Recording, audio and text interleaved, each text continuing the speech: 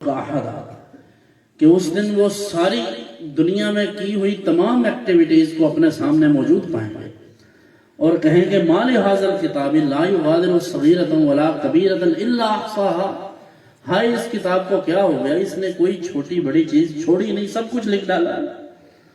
تو وہاں ایک ایک لفظ کا حساب ہے، ایک ایک بات کا حساب ہے، ایک ایک قدم جو چلا ہے اس کا حساب ہے۔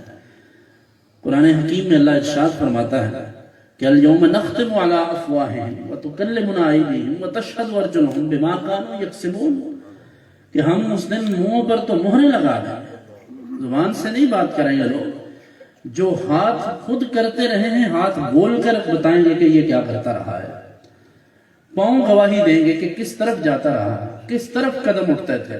لوگوں کو تو نہیں پتا کہ کہاں جا رہا ہے، لیکن اللہ تو سب جانتا ہے، وہ علیم بذات الصدور ہے۔ سو اس ماہ مقدس میں اللہ کی طرف متوجہ ہونا چاہیے، اپنی کوتاہیوں کو، اپنے گناہوں کو، اپنے تمام تر معاملات کو اللہ کے حضور پیش کر اعتراف جرم کرنا چاہیے اور پھر اس سے معافی مانگنی چاہیے۔ نہ یہ کہ ہم مزید ڈھیٹوں کی طرح آگے بڑھتے جائیں اور ڈٹائی کے ساتھ ہر الٹا کام بھی کرتے رہیں، لوگوں کو دھوکہ بھی دیتے رہیں، لوگوں کے ساتھ بد کلامی بھی کریں، رشوت کا لین دین بھی رہے، سود کا کاروبار بھی چلتا رہے اور رمضان المبارک میں صدقہ و خیرات بھی ہو۔ نہیں، یہ کیسی بات ہے کہ اللہ رب العزت کے احکام پر عمل کا معنی کیا یہ ہے کہ آپ سارے الٹے سیدھے کام کرتے رہیں اور رمضان میں سمجھیں کہ 2-4-10 لوگوں کو افطار کروانا ہے تو بس، اور افطار پارٹیاں بھی آپ کو پتہ ہی ہے کیسی ہوتی ہیں۔ دنیا دار تگڑے بندے جو اچھے خاصے ویل سیٹلڈ ہوتے ہیں، مخیر حضرات ہوتے ہیں، وہ اپنے ہی جیسے لوگوں کو بلا کر افطار پارٹی کر دیتے ہیں۔ ویسے یہ منع نہیں ہے ایسا کرنا، یہ اپنی محبت کی بات ہے، کوئی اپنے دوستوں کو، یاروں کو، عزیزوں کو بلا کر روٹی کھلا دے، کوئی غلط بات نہیں، اچھی بات ہے، لیکن اس سے زیادہ اچھی بات یہ ہے کہ وہ غریب جنہیں 2 وقت کا کھانا میسر نہیں، ان کو بٹھا کر، ان روزے داروں کو بٹھا کر ان کے ساتھ بیٹھ کر افطار کرو۔ جن کے کپڑوں سے بدبو آتی ہے وہ بدبو ان کے پسینے کی نہیں ہے، وہ آپ کے اندر کی بدبو ہے۔ یعنی جسے بدبو آتی ہے غریبوں کے کپڑوں سے، اس شخص کو اپنے کردار کے بارے میں، اپنے آپ کے بارے میں سوچنا چاہیے۔ تو یہ غریبوں کی غربت کی بدبو نہیں، یہ آپ کے اندر کی غربت کی بدبو ہے۔ پیسے سے بندہ امیر نہیں ہوتا۔ حضور نے فرمایا امیر وہ ہے جس کا دل امیر ہے، اور دل کس کا امیر ہوتا ہے؟ جو کہے کہ جو مجھے ملا ہے اللہ، جو تو نے مجھے دیا ہے میں اس پر خوش ہوں۔ وہ اللہ سے گلے شکوے نہیں کرتا، وہ روز حساب نہیں کرتا، ہر بات کا حساب نہیں کرتا کہ اتنے دیے، اتنے آتے ہیں، اتنے جاتے ہیں، اللہ کی راہ میں مجھ پر 2.5% فرض ہے، وہ یہ نہیں دیکھتا۔ حضرت جناب غوث پاک سیدنا شیخ عبد القادر جیلانی علیہ رحمہ، وہ ہر سائل کو دیتے تھے، جو بھی مانگنے آتا اسے دے دیتے تھے، جو بھی مانگ لیا کسی نے، جیسا بھی تھا۔ تو کسی نے عرض کیا حضرت یہ آپ کو پتہ بھی ہے ایسے ہی پیشہ ور لوگ ہیں، تو آپ ان کو تو مستحق بھی نہیں ہیں، آپ ان کو دے دیتے ہیں۔ تو انہوں نے فرمایا کہ جب وہ کریم یعنی اللہ رب العزت مجھے دیتا ہے، وہ تو نہیں دیکھتا کہ میں اس کا حقدار ہوں کہ نہیں، وہ مجھے بغیر حساب کے دیتا ہے تو میں اس کے بندوں کو بغیر حساب کے دیتا ہوں۔ سو ہم اگر کسی کو کچھ دیں، یعنی ہم زکوٰۃ دیں، فطرانہ دیں، صدقہ و خیرات، عشر، کچھ بھی صدقات واجبہ ہوں، صدقات نافلہ ہوں، اگر ہم کسی کو دیں تو یہ اللہ کی توفیق سے ہے، اس کی مہربانی سے ہے۔ تو جس شخص کو دے رہے ہیں یہ یاد رکھیے، میں اگر زکوٰۃ دیتا ہوں تو مجھے یہ سوچنا چاہیے کہ جسے میں زکوٰۃ دے رہا ہوں یہ اس کی مہربانی ہے کہ میرا مال لے کر میرے باقی مال کو پاک کر رہا ہے۔ نہیں سمجھے بات؟ تو جسے زکوٰۃ دی جاتی ہے دراصل وہ ہمارے مال کو پاک کرنے کا ذریعہ بنا ہے۔ تو آپ اندازہ کریں کہ پھر محسن وہ ہے کہ ہم بتلائیں نا، بولیں تو صحیح، جسے زکوٰۃ مل رہی ہے وہ ہمارا محسن ہے۔ تو خاموشی سے اسے زکوٰۃ دے کر اسے بتانے کی بھی ضرورت نہیں کہ یہ زکوٰۃ ہے، شرط یہ کہ آپ کو پتا ہو کہ یہ حقدار ہے، تو پھر اسے بتانے کی ضرورت نہیں۔ اسے کپڑا دیں، اسے روٹی دیں، اسے آپ پیسے دیں، سب سے بہتر پیسہ ہے کہ اس کی ضروریات کا اسی کو پتہ ہے، لیکن جو بھی دیں اس کا مالک بنا دیں کہ بھائی بالفرض یہ زکوٰۃ کے حصے سے یہ آپ کو دیا ہے، تو اسے بتانے کی تو ضرورت نہیں، لیکن اسے دے دیا تو اس کی مرضی کہ یہ پانی پیے یا اس کو بیچے۔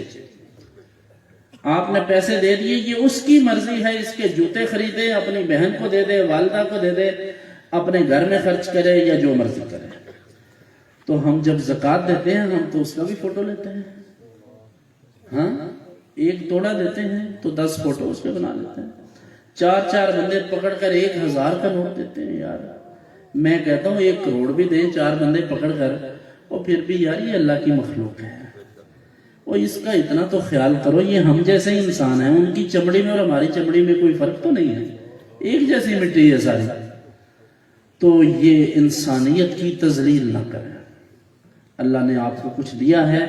حضرت ابن عباس رضی اللہ عنہ کی بات یاد آتی ہے، انہوں نے فرمایا کہ اگر کوئی شخص اپنے پاؤں گندے کر کے تیرے دروازے تک آتا ہے، یعنی تیری طرف چل کر آتا ہے، تو اس میں تمہارا کوئی کمال نہیں، یہ اللہ کی مہربانی ہے کہ اس نے مخلوق کا دل تمہاری طرف متوجہ کیا ہے۔ تو اگر کوئی تمہارے دروازے پر آ جائے، کوئی ضرورت مند آئے، تو سمجھ لو کہ اللہ نے مہربانی کی ہے، کسی نے تمہیں اس لائق سمجھا ہے، کسی نے تمہیں اپنا سمجھا ہے۔ وَأَمَّا السَّائِلَ فَلَا تَنْهَرْ، تو کسی سائل کو خالی ہاتھ نہ موڑیے، یہ تو آقا کونین صلی اللہ علیہ وسلم کو حکم ہے۔ اور ویسے تو ہمیں اپنے جو کہتے ہیں لغدے لیندے، جو قریبی لوگ ہوتے ہیں، جو اپنے عزیز ہوتے ہیں، جاننے والے ہوتے ہیں، دوست ہوتے ہیں، ان کی ضروریات کا اتنا خیال تو ہونا چاہیے کہ ان کے کہے بغیر ہم ان کے معاملات کو طے کریں۔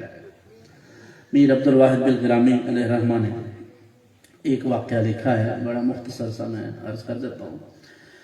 وہ بزرگوں کا نام میرے ذہن سے اسکپ ہو گیا ہے، تو کہتے کہ ان کے ہاں ایک ان کے دوست آئے، ایک ولی اللہ تھے، بڑے اچھے نیک بزرگ بندے تھے، تو ان کے ہاں ایک ان کے دوست آئے تو دروازے پر دستک دی، تو وہ دروازے پر گئے اور انہوں نے جا کر ان سے پوچھا، تو ان صاحب نے کہا کہ حضرت مجھے اس طرح کچھ پیسوں کی ضرورت ہے، ایک مسئلہ ہے میرا، تو اس حوالے سے۔ تو وہ گھر میں آ گئے اور آ کر رونے لگے، تو ان کی اہلیہ نے پوچھا کہ کیا کہا آپ کے دوست نے آپ کو کہ آپ رونے لگے؟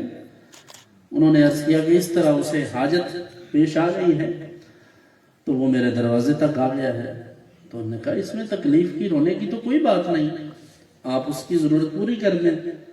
انہوں نے کہا اس بات پر تو نہیں دکھ ہو رہا کہ وہ کیوں آیا ہے، دکھ مجھے اپنے آپ پر ہے، افسوس اپنے آپ پر ہے کہ میرے دوست کے حالات اتنے خراب ہو گئے کہ اسے میرے دروازے تک چل کر آنا پڑا، تو مجھے پتہ نہیں چلا کہ میرے دوست کے ساتھ یہ ہو گیا۔ کیا ہم اپنے عزیزوں، رشتہ داروں اور ہمسایوں کے بارے میں ایسا رویہ رکھ سکتے ہیں؟ تو ہم تو جو دروازے پر چل کر آتا ہے ہم تو اسے 10 جھوٹ بول لیتے ہیں۔ ہاں ہمارے ایک زمانے کی بات ہے، کسی بندے کو کہا کہ یار وہ اس طرح ادارے کا کام ہے، تو آپ کو اللہ تعالیٰ نے مال دولت دیا ہے کافی، تو آپ تھوڑا سا کوشش کیا کریں۔ تو چونکہ ایک تعلق تھا تو میں نے اس بنا پر ان کو کہہ دیا، تو میرے ساتھ انہوں نے برجستہ جھوٹ بول دیا۔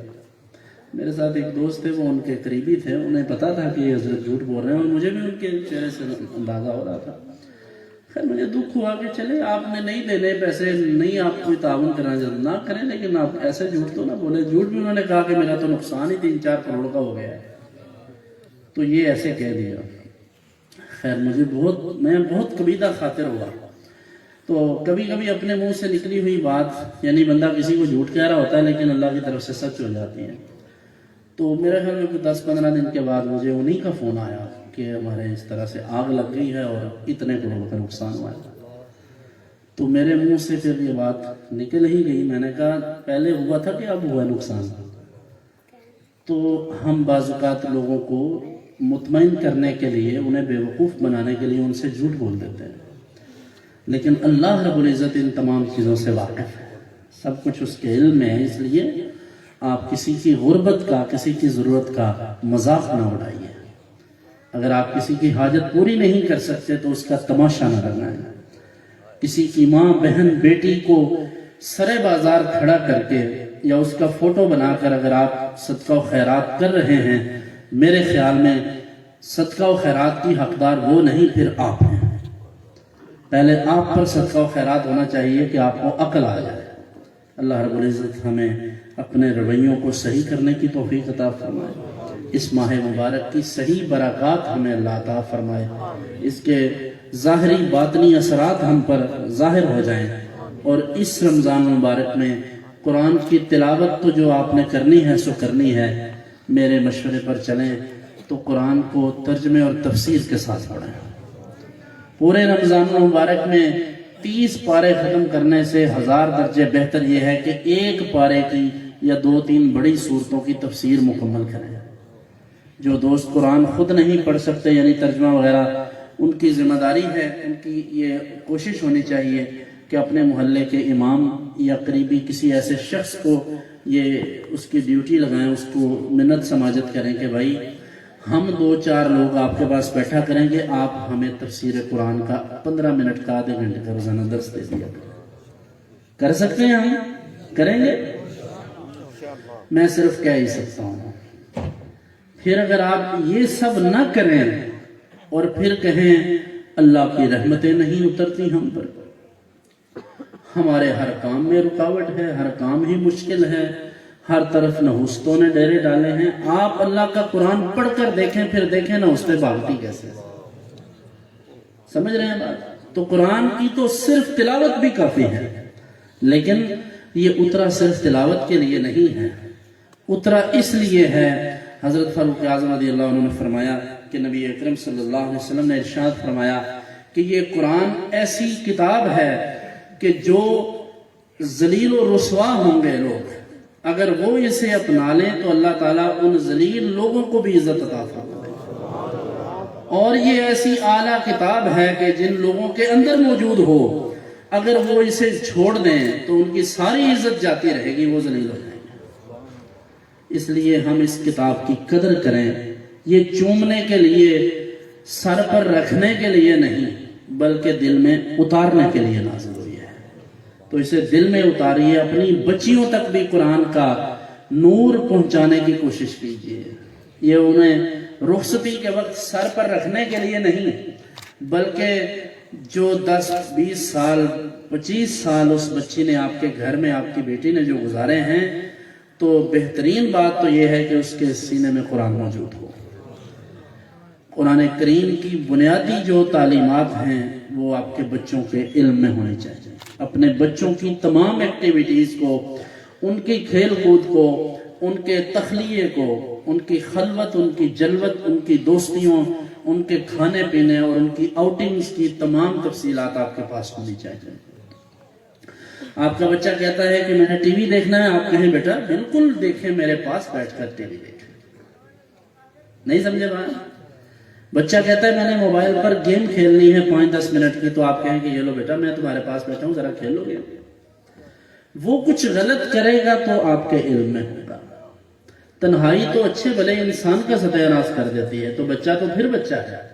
اس لیے اپنے بچوں کو محبت سے، اخلاق سے، اچھے انداز میں ان چیزوں کی ایکسیس دیں، آنکھیں بند کر کے ان پر اعتماد نہ کریں، اور نہ ہی لٹھ لے کے ان کے پیچھے چڑھیں کہ ہر بات میں انہیں گالیاں دیتے رہیں، انہیں ڈانٹتے رہیں، یہ بھی اچھا نہیں ہے۔ خیر الامور اوسطها، تمام معاملات میں درمیانہ روی، میانہ روی بہتر ہے۔ اللہ تعالی ہمیں اس محفل کی برکات عطا فرمائے۔ فہد بھائی اور ان کے جن دوستوں نے یہ اہتمام و انصرام کیا ہے